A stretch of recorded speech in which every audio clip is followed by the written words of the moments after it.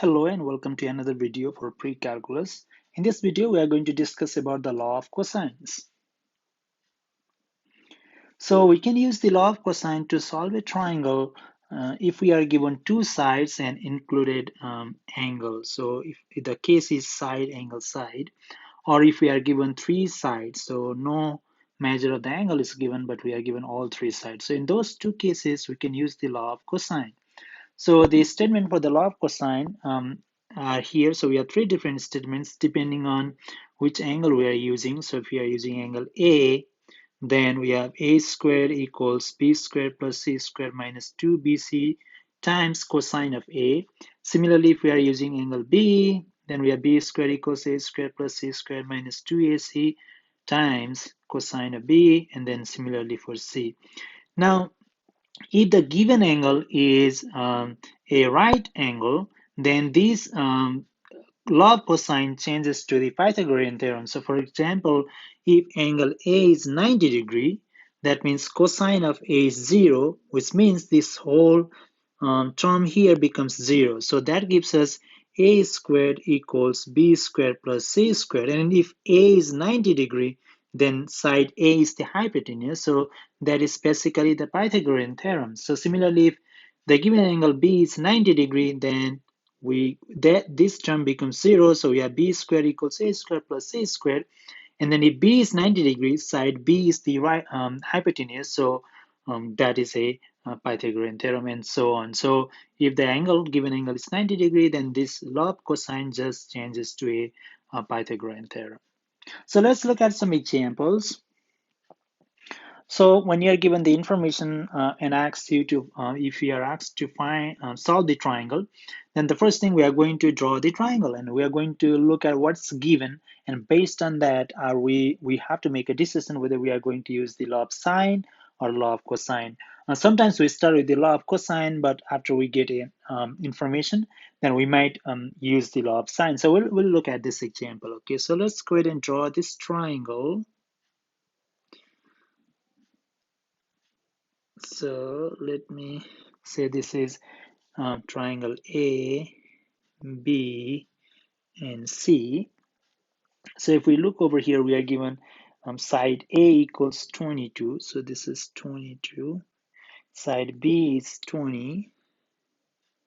And then angle C is 95 degrees. So if we look over here, we are given side, which is BC, side A or side BC, and then angle, and then side. So it is SAS, which means we can use the law of cosine. So the first thing that we are going to do here is we are going to find this missing side C. So if we are finding side C, then we are going to use, so whichever side we are finding, so we have to use that equation. Okay, so if you go back here, we have these three equations. So if we are finding side C and you are given angle C, so that means we are going to use this equation. So it is C squared equals, so I'm just going to write C and then going to write this square root because we have C squared. So if I'm finding C, I can just take the square root. So C equals A squared plus B squared minus 2AB cosine of C. So here A is 22, so we have a square root of 22 squared plus B is 20, so 20 squared minus 2 times 22, sorry, this is 2 times 22 times 20, then we have cosine of 95.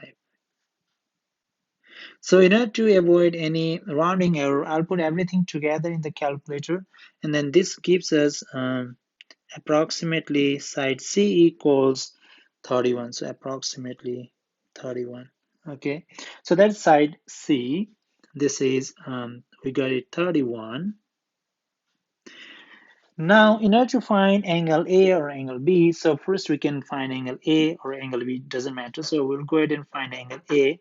So when we first find angle A, we are going to use, so to find angle A, we are going to use the law of sine. So we don't have to use the law of cosine. So sine A over side opposite from angle A is 22 equals, then we know angle C, so we're going to use sine C or sine of 95 degrees over side C, which is 31.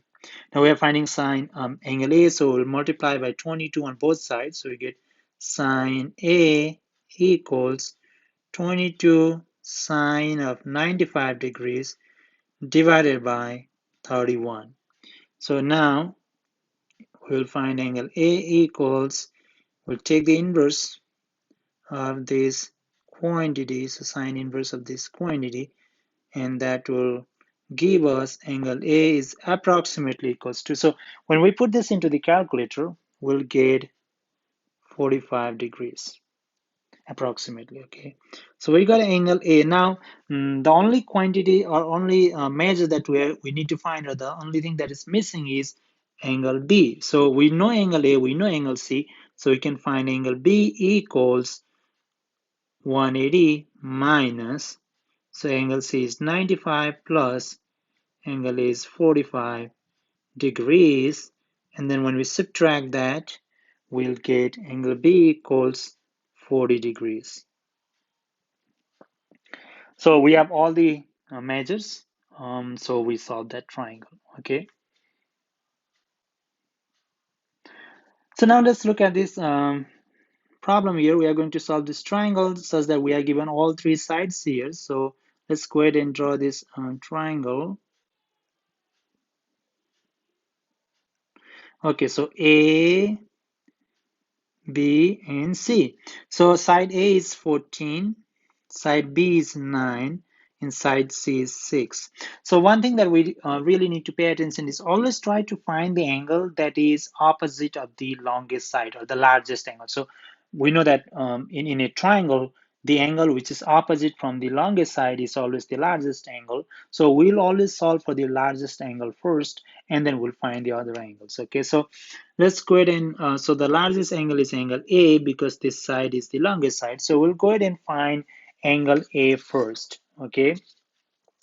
So in order to find angle A, we need to use the equation that has angle A, which is this equation. So we have A squared equals B squared plus C squared minus 2BC times cosine of A. So we are trying to find this, we have to isolate this cosine A in order to solve for angle A. So we'll just subtract everything. We'll subtract these two quantities from both sides, so that gives us -2, or we can just do this. Why don't we just move this over here? So we'll just move this quantity to the left hand side, so we get 2BC cosine of A equals, and we'll move that A to the right hand side, so we have B squared plus C squared minus A squared. Then we'll divide by 2BC on both sides. So we get cosine A equals, so B squared means 9 squared, which is 81, plus C squared means 6 squared, which is 36, minus A squared means 14 squared, which is 196, divided by 2 times B times C. So 2 times 9, 18 times 6 is 108. Now to find angle A, we'll just do cosine inverse, and we can add these numbers. So in the numerator we get -79 divided by, in the denominator we'll get 108. And then if we put this into the calculator, we get A equals 137 degrees approximately. Okay, so we got the angle A, which is 137 degrees. Now let's go ahead and find angle B, and then we can find angle C. So now to find angle B, we can just use the law of sines, which is literally easier to do the math as compared to the law of cosine. So we're going to use the law of sine. So we are finding angle B, so we'll do sine B over side B, which is 9, equals, then we know this angle A and side A, so we are going to use that. So sine A, or sine of 137 degrees, divided by 14. So we are finding angle B, so we multiply by 9 on both sides, so you get sine B equals 9 times sine of 137 degrees divided by 14. And then we can find B equals the inverse of sine of 9 sine 137 degrees over 14. And then when we put this into the calculator, we get B equals approximately 26 degrees.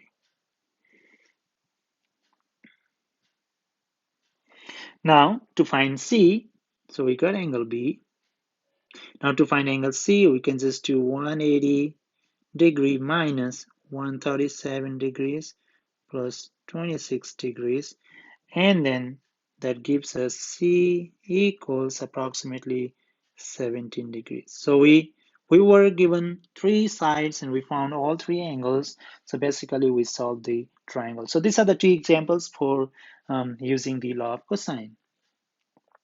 So let's look at a word problem here. So two airplanes leaves an airport at the same time on different runways. One flies on a bearing of north 65 degrees west at 320 miles per hour. The other flies on bearing of south 27 degree west at 310 miles per hour. How far apart will the airplanes be after 2 hours? So let's draw the diagram here. Let's say this is the airport, okay, and then the first plane flies on a bearing of north 65 degree west. So this is how we draw this bearing. So north 65 degree west means we first draw north from that point. So let's say this is north. So from here towards the west, it goes 65 degrees. So it looks like this. So this is 65 degrees. Let's say the plane is right here. Now, how much does it travel? It travels 320 miles per hour, and then we are looking for the distance after 2 hours. So 320 times 2, which is 640 miles. So that is this distance. Now, the other airplane flies in a bearing of south 27 degree west, means from that point we draw south. Okay, and from there it is 27 degree west, means in this direction. Right here, this is 27 degrees. And then it travels at a speed of 310 miles per hour, and in 2 hours, it goes through 620 miles. Now, our question is asking us to find how far apart will the airplanes be. So we are finding this distance, okay, from this airplane to the other airplane. So we are finding that distance. So let's say that is x. So we can use the law of cosine here. If we find this angle, the inside angle right here, then we can easily use the law of cosine to find this side. So let's go ahead and find this inside angle. So let's go ahead and find this angle. We know that is a straight angle. So when we add 65 plus this unknown angle plus 27, we get 180 because it's a straight angle. So that means this unknown angle, let's say theta, okay? So that is 180 minus 65 degrees plus 27 degrees. And that gives us 88 degrees. So that means this angle is 88 degrees. Now, if you are finding x, so we can use this equation, x squared equals 640 squared plus 620 squared minus 2 times 640 times 620 cosine of 88 degrees. And then x equals the square root of this quantities here. So let me just write everything down. Now we'll put everything into the calculator and then take the square root. So 2 times 640 times 620 cosine of 88. If you want, you can simplify this, but I'll just copy everything down. And then if we put that into the calculator, we get approximately 875 miles. So that is the distance between those two airplanes, okay, or this distance right here. So this one is 875 miles.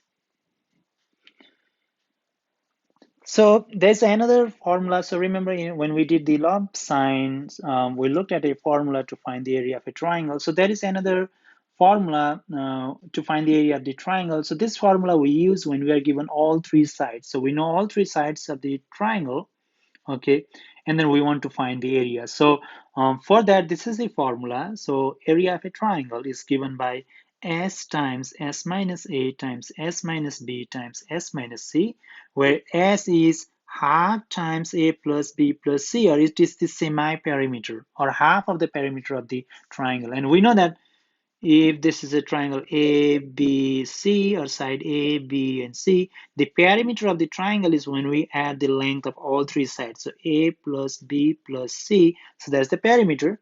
So when we divide this by 2, that gives us the semi-perimeter, and that is S. So once we get S, we just put that into the formula, and then we'll find the area. So let's look at an example. So here is an example. We really don't have to, draw the triangle. If we want, we can draw the triangle, but we just take those three sides. So let's say this is A, B, and C. So let's say this side 5 feet is A, then this is 12 feet. I'm just putting random numbers. Okay, 13 feet. I don't know how it looks like for now. I'm pretending that I don't know how it looks like. So now the semi-perimeter S is just 5 plus 12 plus 13 divided by 2. That gives us S equals, so if we add 5 plus 12 plus 13, and then we divide by 2, so that is 20, 25, 30. 30 divided by 2 is 15. So that's the semi-perimeter, which is 15 feet. Okay.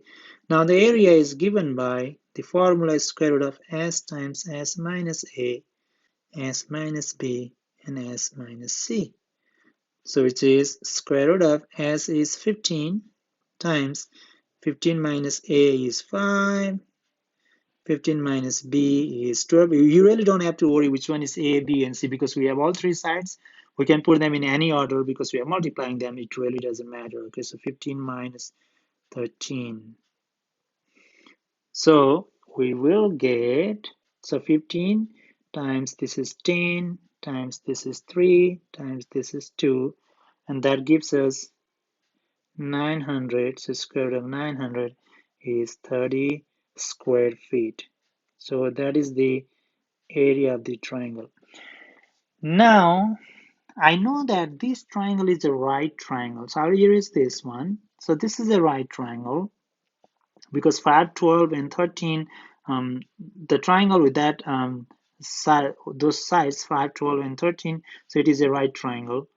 And then we know the longest side is hypotenuse. So the longest side is 13. Let's say this is 5, this is 12. Then we know that if it's a right triangle, so this is the height and this is the base. So area is given by 1/2 times height times base. So 1/2 of 12 is 6 times 5, which is 30. So we prove that just using the basic area formula, we got the same area. But this is good only if we know the height or if it's a right triangle. But if it's a random triangle with all three sides, if we don't know the height, then instead of finding the height, which requires more work, we can just use this formula to find the area, which is easy and simple. So with this, I'll just stop this video. I'll see you again in the next video.